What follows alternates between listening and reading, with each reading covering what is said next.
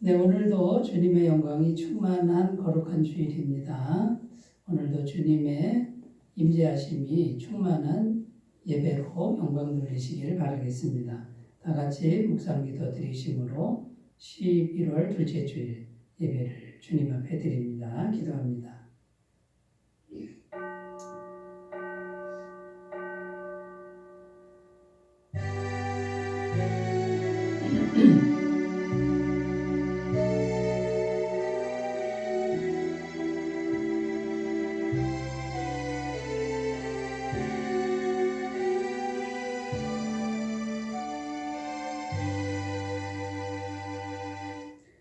이 집은 살아계신 하나님의 교회요 진리의 기둥과 터니라.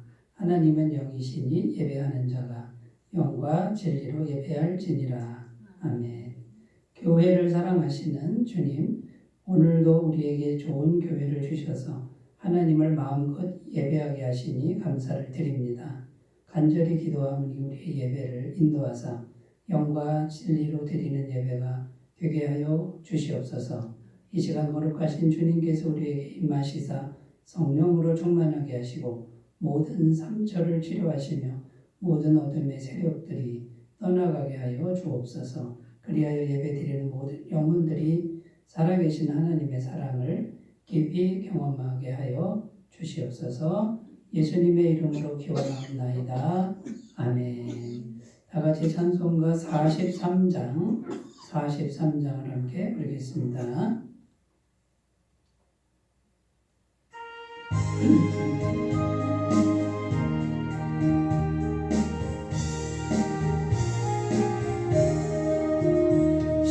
즐겁게 한식할 날 반갑고 좋은 날 내 마음을 견제하니 즐겁고 기쁜 날 이날에 천하 만민 다 모자 앞에서 참되신 성일체 다 찬송 부르네.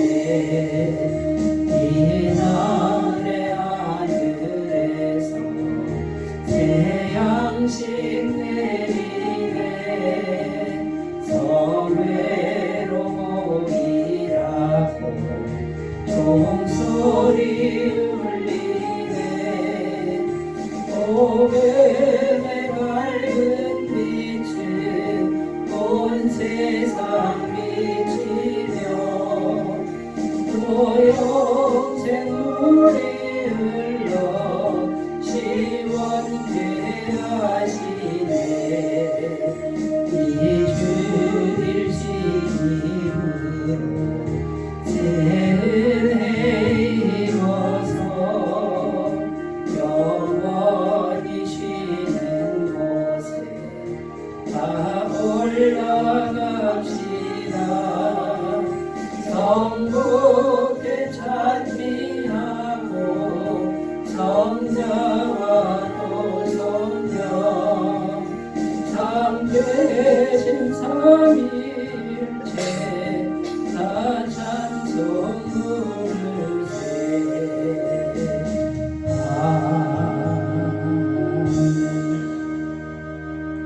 사도신경으로 신앙 고백드립니다. 나는 전능하신 아버지 하나님 천지의 창조주를 믿습니다. 나는 그의 유일하신 아들 우리 주 예수 그리스도를 믿습니다.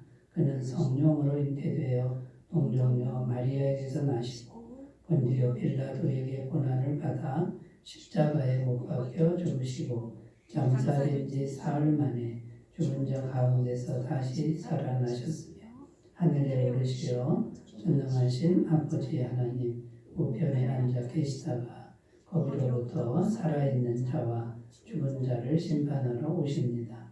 나는 성령을 믿으며 거룩한 공교회와 성도의 교제와 죄를 용서받는 것과 몸의 부활과 영생을 믿습니다. 아멘. 네, 오늘 우리에게 주시는 하나님 말씀은 신약성경 디도서 디도서 1장 5절에서 9절 말씀입니다. 디도서 1장 5절에서 9절 말씀입니다. 신약성경 348쪽에 있습니다. 하나님 말씀을 제가 봉독해 드리겠습니다. 내가 너를 그레데에 남겨둔 이유는 남은 일을 정리하고 내가 명한 대로 각 성에 장로들을 세우게 하려 함이니 책망할 것이 없고 한 아내의 남편이며 방탕하다는 비난을 받거나 불순종하는 일이 없는 믿는 자녀를 둔 자라야 할지라. 감독은 하나님의 정직이로서 책망할 것이 없고 제 고집대로 하지 아니하며 급히 분내지 아니하며 술을 즐기지 아니하며 구타하지 아니하며 더러운 이득을 탐하지 아니하며 오직 나그네를 대접하며 선행을 좋아하며 신중하며 의로우며 거룩하며 절제하며 믿은 말씀의 가르침을 그대로 지켜야 하리니 이는 등이 바른 교훈으로 권면하고 거슬러 말하는 자들을 책망하게 하려 함이라. 아멘.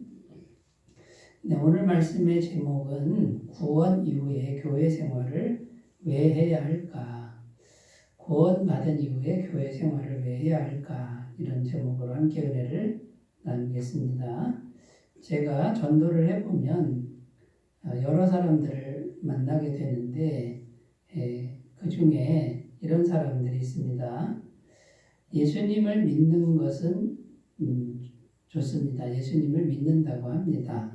그런데 교회 다니는 거는 부담된다. 교회 나오는 건 싫다. 이렇게 말하는 분들이 의외로 많다는 것을 이제 알게 되었습니다.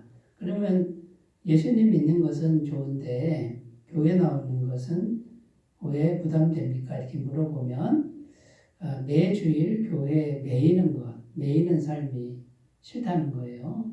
자유롭게 다니고 싶은데 매주 매이는 게 싫고 그 다음에 또 헌금 내는 게 부담된다. 교회 가면 자꾸 헌금 내라 그래서 그게 싫다는 겁니다. 그 다음 세 번째 이유가 뭐냐면 인간관계가 힘들다는 겁니다. 교회 다니다가 뭔가 마음에 들지 않는 또 인간적인 갈등을 교회 내에서 겪으면 교회 나오는 게 힘들고 또 교회를 안 나가면 자꾸 사람들 찾아오고 이런 것들이 싫다는 거예요.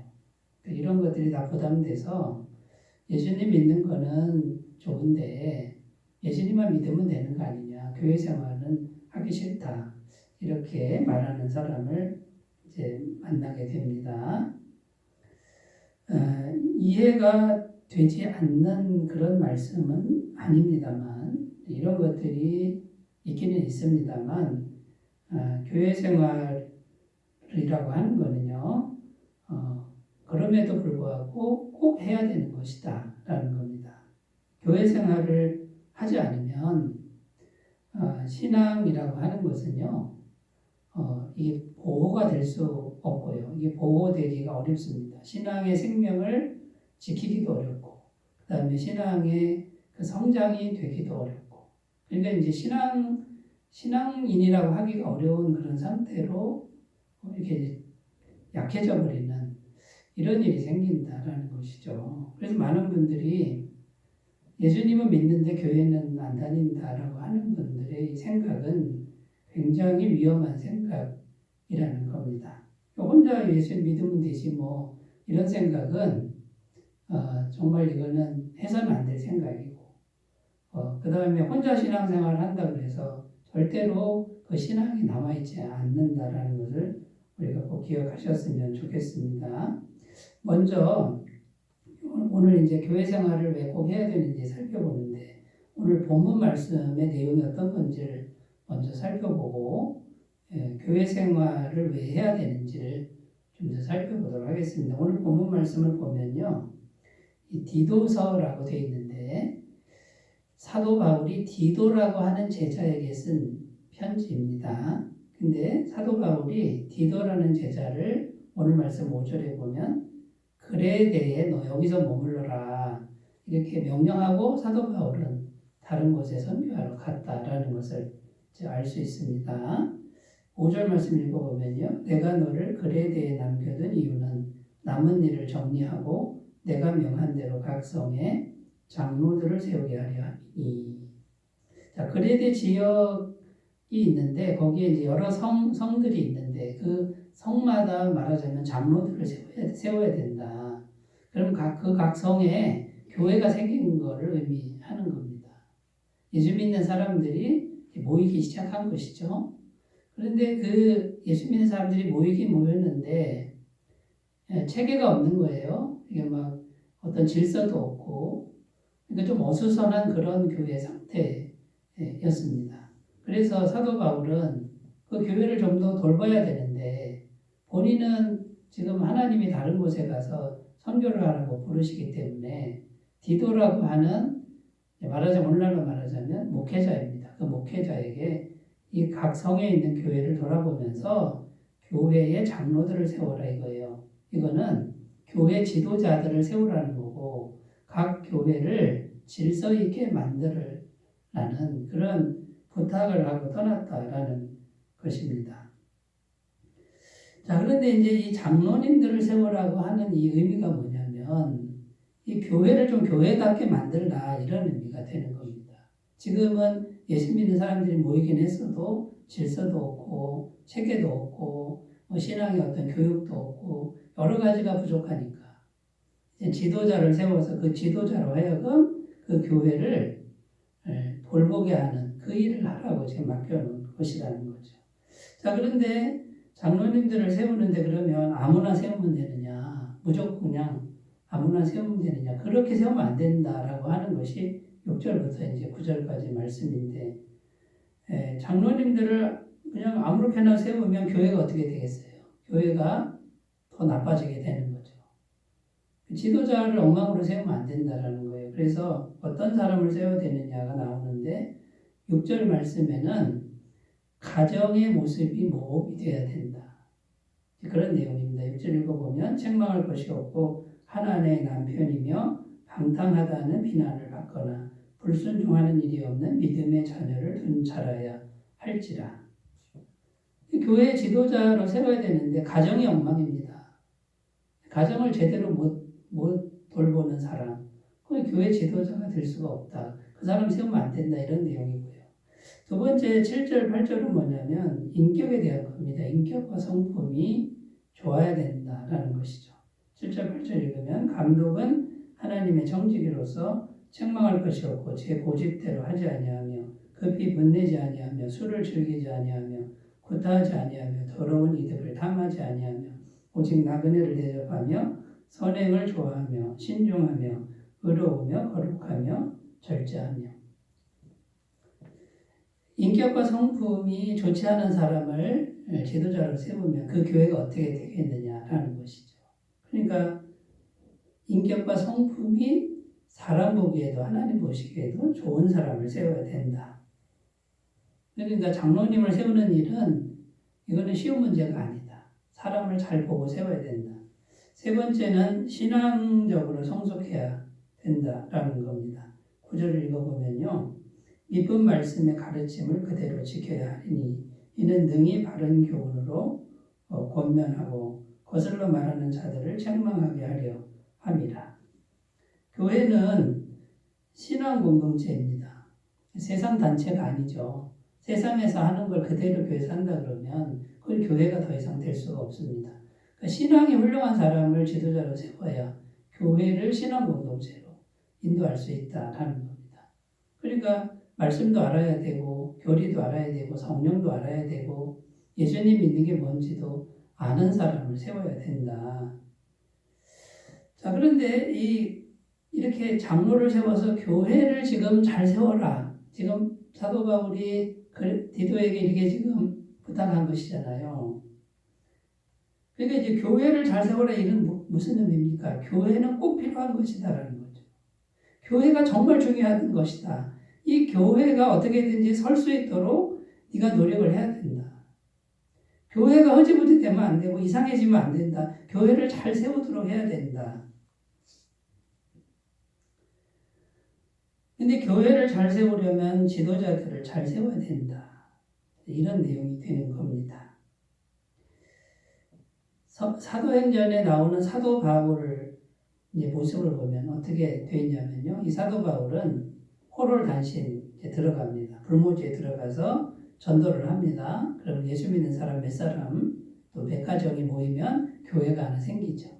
하나님이 사도 바울을 계속 거기서 교회를 체계 있게 세우는 사명을 맡기면 좋은데 또 다른 데로 또 보냅니다. 그럼 여기에 누군가를 이제 목회자를 파송해서 여기서 교회를 체계를 갖추도록 하는 이제 그런 일이 생기는데 이게 바로 이제 현대 선교사들의 모델이 되고 있어요. 혼자 들어가서 그들과 같이 살고 전도를 해서 교회를 세우고 그 교회가 체계가 잡히면 현지인에게 그 교회를 넘기고 자기는 또 다른 곳에 가서 선교를 하는 거예요.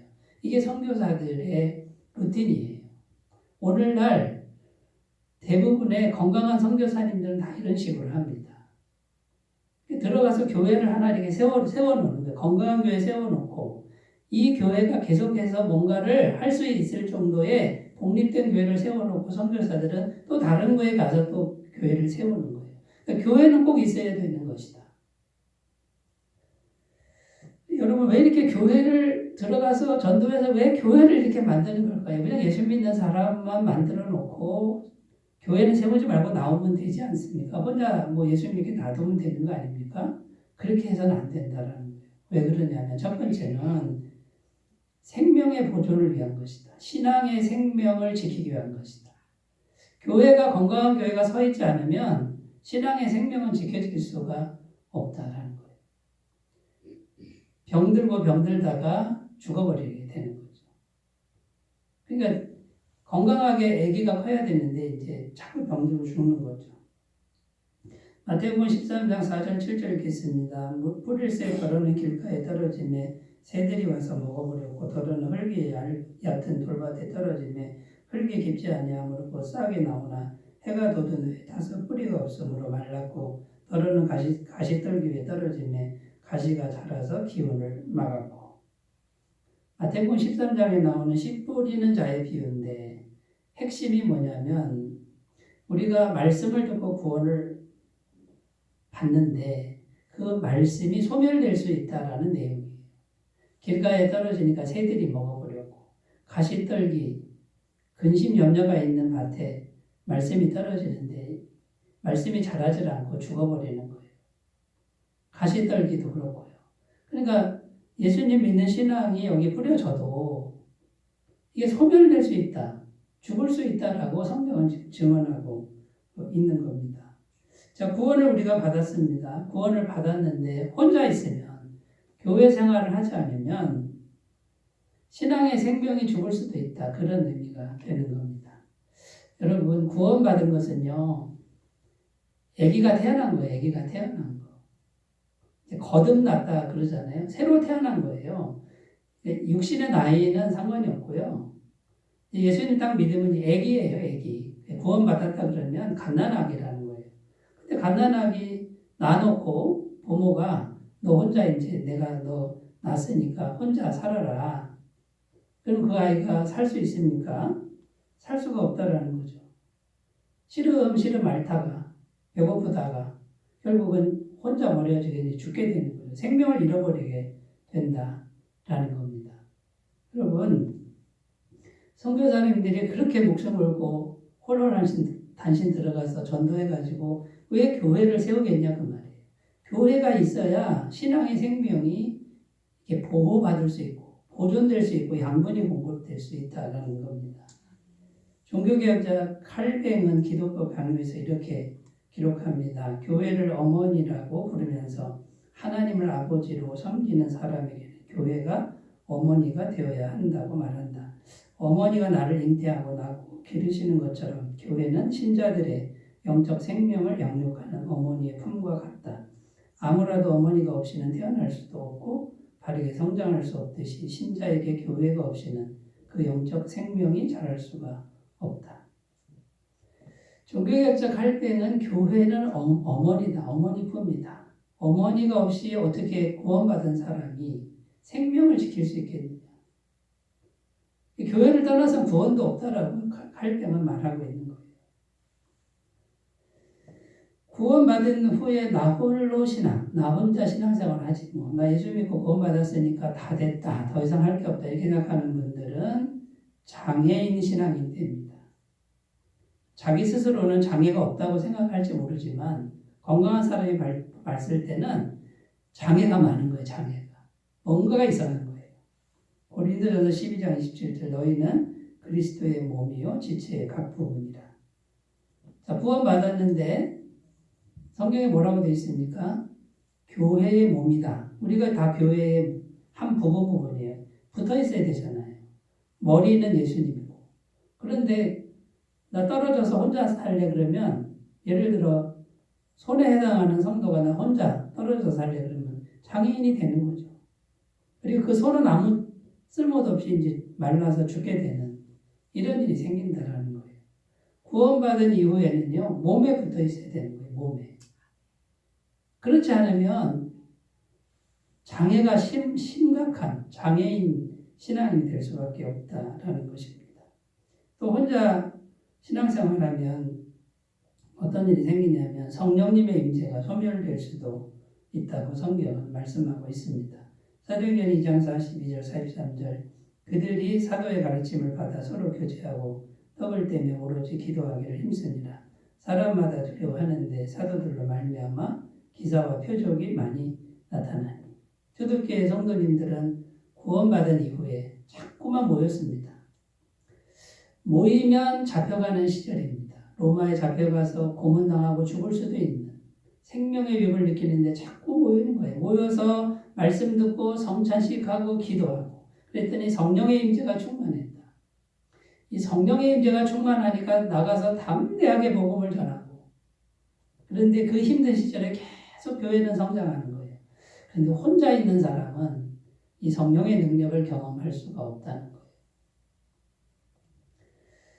성령의 임재가 소멸될 수 있다. 그러면 구약시대 사울왕처럼 되는 거예요. 처음에 성령에 임해서 하나님의 도구로 쓰임받다가 교만해지니까 어떡합니까? 성령이 떠나고 악신이 들어오고 하나님이 후회하는 왕으로 세운 걸 후회하는 그런 인물이 되어버렸습니다. 여러분 바울이 지금 디도에게 교회를 잘 세워야 된다.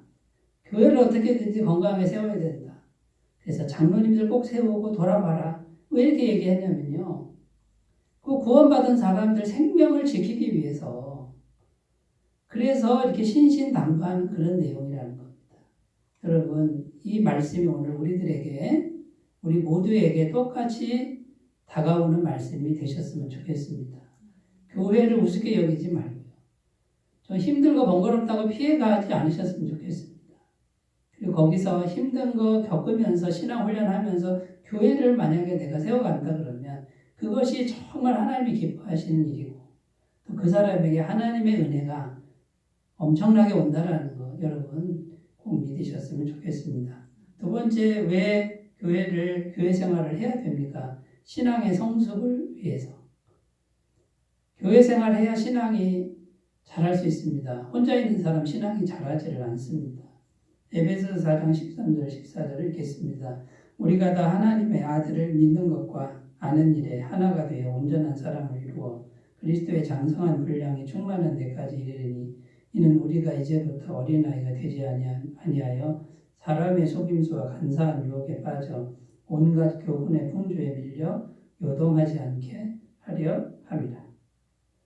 여기 보면 무슨 내용이냐면 우리 신앙이 자라나야 된다. 어디까지? 예수님의 그 장성한 분량에까지 자라나야 된다. 자라나지 않으면 어떻게 됩니까? 계속해서 어린아이 신앙인이 될 수밖에 없다라는 겁니다. 이 어린아이 신앙은요. 예수님 믿기는 믿는데 세상적인 신앙인이에요. 세상 사람하고 똑같은 그냥 교회 다니는 사람. 이 수준에 머무는 거예요. 그 어린아이 신앙은. 세속적인 신앙인 수준에 그칠 뿐입니다. 고린도전서 3장 3절 너희는 아직도 육신에 속한 자로다. 너희 가운데 시기와 분쟁이 있으니 어찌 육신에 속하여 사람을 따라 행함이 아니리요. 고린도 교회에 나오는 성도들한테 하는 말인데 너희가 예수님 믿고 교회는 다니는구나. 그런데 너희는 육신에 속한 자다. 이 말은 뭐예요? 육적인 그 마음을 다스리지 못하는 나약하고 어린 신앙에 불과하다. 사도 바울이 고린도 교회 교인들이 이렇게 평가한 겁니다. 근데 여러분, 오늘날에 이 육신에 속한 사람들이 거의 대부분이라고 보면 돼요. 교회를 나오는데 성숙이 안 되는 거예요. 이 육적인 마음을 못 다스려요. 욕심 하나 못 다스리고 시기질도 못 다스리고요. 이기심만 가득 차고 탐욕만 가득 차는데 교회는 나와요. 그러니까 만년 어린아이 신자. 이 사람은 계속 교회 걸림돌이 되고 그 다음에요. 다른 사람에게 뭘 도와줄 수 있는 사람이 안 되는 거예요. 계속 도움을 받아야 되는 그냥 손이 많이 가는 사람의 세월이 지나도 똑같은 그 자리에 있는 것이죠. 신앙이 자라나지 않으면요. 정말 안타까운 건 하나님의 은혜를 못 받아요. 왜 못 받냐면 육적인 게 마음에 더 가득 차 있는 거예요. 그냥 근심, 염려, 시기, 질투, 탐욕, 욕심, 세상 욕심 이게 꽉 차 있으니 하나님 은혜가 막혀버리는 거예요. 신앙이 자란다고 하는 건 이 욕심과 탐욕과 시기, 질투, 이 육적인 거를 성령의 능력으로 다스리는 그 상태로 가야 되는데 그래야 하나님 은혜를 받는데 이게 육적인 게 가득 찬 분들은 하나님의 은혜를 평생 못 받습니다. 교회는 나오는데 기도는 하는데 그냥 자기 힘으로 계속 힘겹게 살아가는 그 인생을 못 벗어난다는 거죠. 요한일서 2장 15절 16절 이 세상이나 세상에 있는 것들을 사랑하지 말라. 누구든지 세상을 사랑하면 아버지의 사랑이 그 안에 있지 아니하니 이는 세상에 있는 모든 것이 육신의 정욕과 안목의 정욕과 이생의 자랑이니 다 아버지께로부터 온 것이 아니요 세상으로부터 온 것이라. 이 세상 욕심이 가득 차 있으면요. 하나님의 사랑이 거기 없다. 하나님의 사랑이 들어올 수가 없다. 성령님이 임할 수가 없다. 하나님의 은혜하고는 상관이 없는 그런 존재가 된다. 이렇게 말씀하고 있는 겁니다. 자, 그러니까 여러분 장로를 세워라 이렇게 지금 말하는데 주님을 잘 의지하는 성숙한 지도자를 세워야 된다. 이렇게 말씀하고 있는 겁니다. 딱 하나입니다. 중심이 하나님을 의지하는 하나님만 의지하는 그 중심을 가진 사람. 세상적으로 잘 되고 안 되고는 그거는 기준이 안 됩니다. 그거는 세상에서 얘기지 교회에서는요 그게 기준이 안 되는 거예요. 예레미야 17장 7절 8절 그러나 무릇 여호와를 의지하며 여호와를 의뢰하는 그 사람은 복을 받을 것이라. 그는 물가에 심어진 나무가 그 뿌리를 강변에 뻗치고 더위가 올지라도 두려워하지 아니하며 그 잎이 청청하며 가무는 해에도 걱정이 없고 결실이 그치지 아니함 같으리라.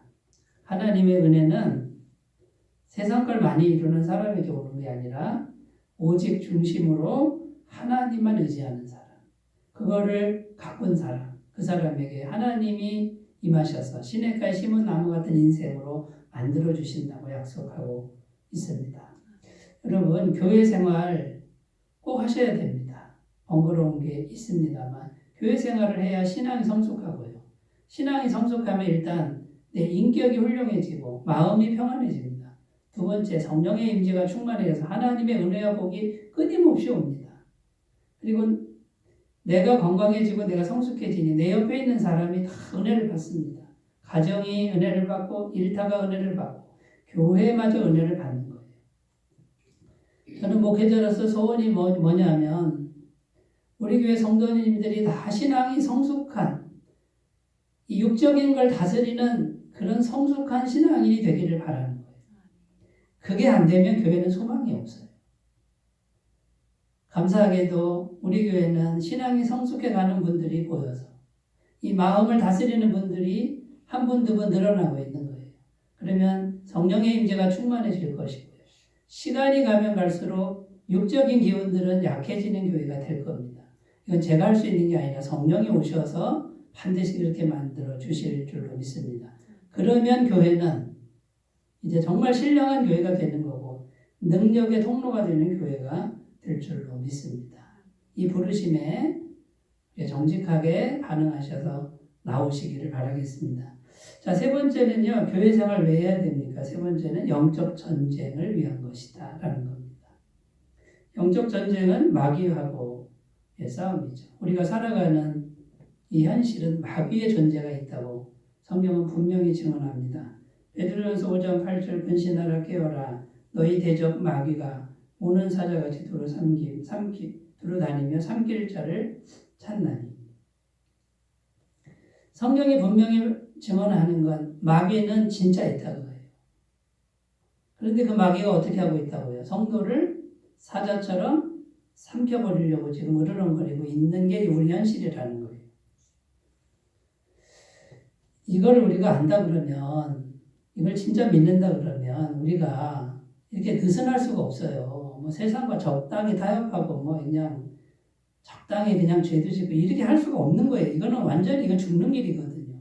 이 말씀을 꼭 믿으셨으면 좋겠어요. 그걸 안 믿으니까 그냥 막 사는 거죠. 자, 그러면 마귀와의 전쟁을 해야 되는데 이 마귀는요 자기들의 나라가 있어요. 마귀가 귀신들의 왕이고요. 그 밑에 귀신들이 있는데 이게 다 연합돼 있어요. 조직이 마귀도 조직이 돼 있단 말이죠. 에베소서 6장 12절 우리의 씨름은 혈과 육을 상대하는 것이 아니요 통치자들과 권세들과 이 어둠의 세상 주관자들과 하늘에 있는 악의 영들을 상대합니다. 여기 보면 통치자들, 권세들, 어둠의 세상 주관자들, 하늘에 있는 악의 영들 이게 계급이에요.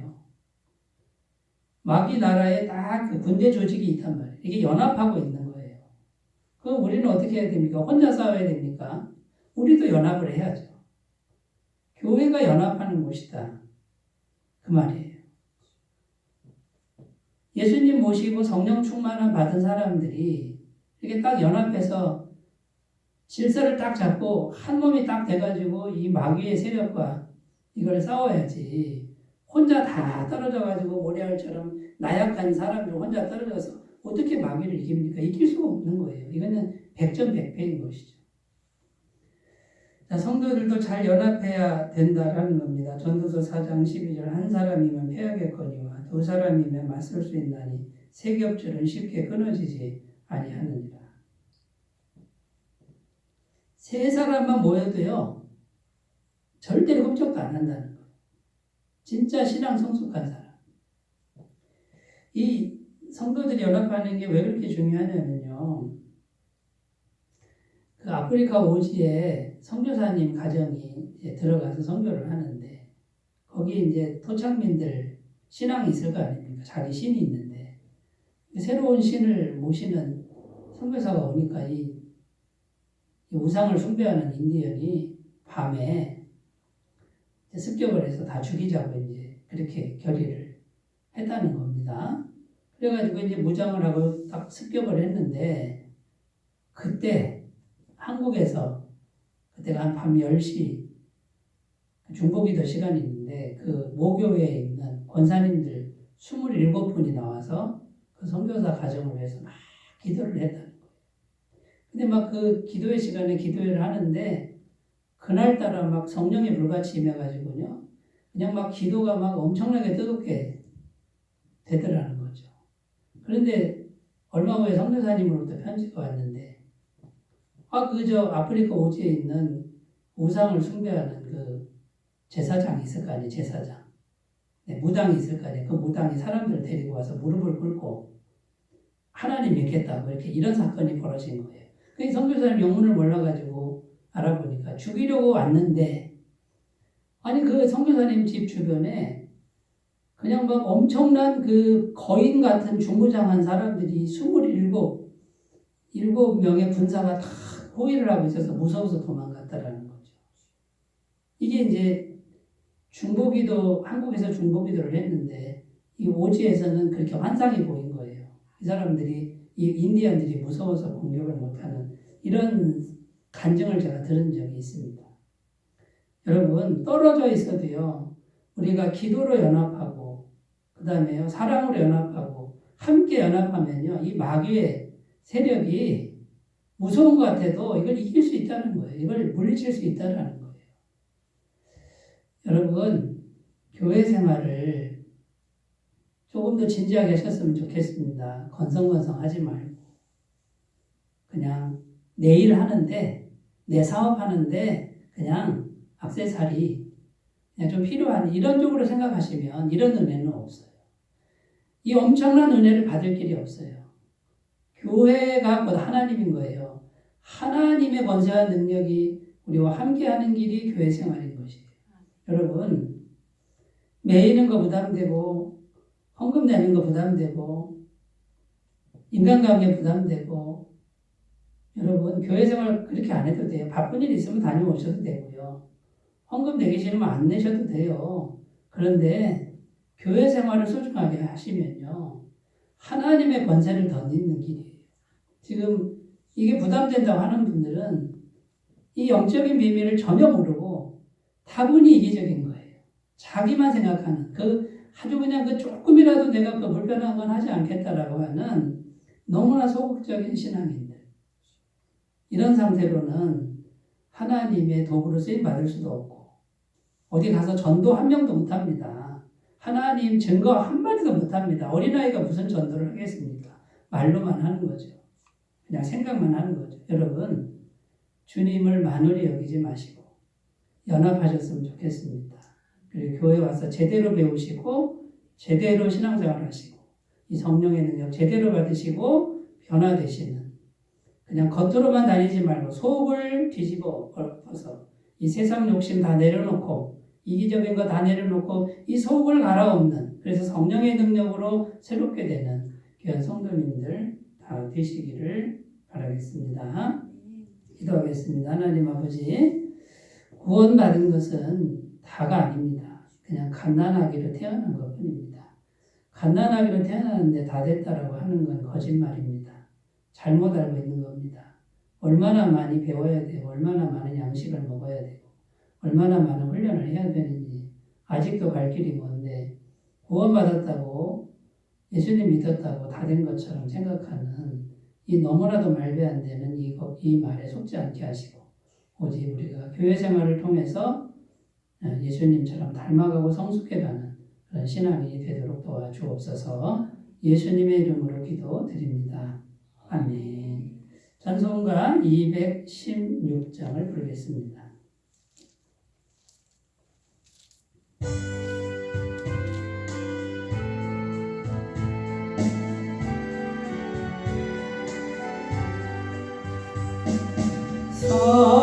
성자의 귀한 몸 날 위하여 버리신 그 사랑 고마워라. 내 머리 숙여서 주님께 이는 걸 나무 주님께 바치가 지금도 날 위해 간구하시 이 여튼 믿음이 가옵나니 주님의 참사랑 고맙고 놀라워 찬송과 기도를 쉬지 않네.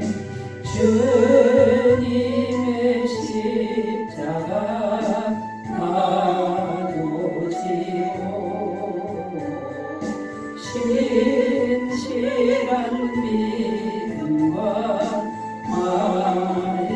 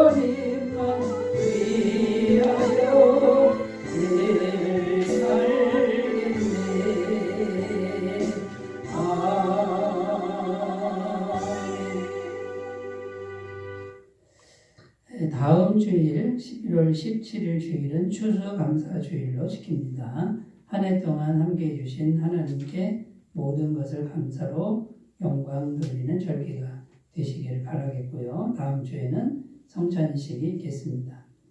피트 강론직 교육 오늘 오후 3시에 모이겠습니다. 애터미파크 복음사경회 11월 22일 금요일입니다. 많은 참석과 권면을 부탁드립니다.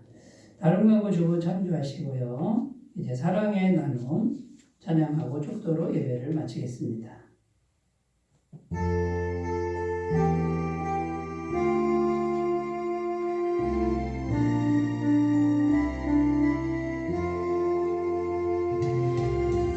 사랑의 나눔 있는 곳에 하나님께서 계시도다. 사랑의 나눔 있는 곳에 하나님께서 계시도다.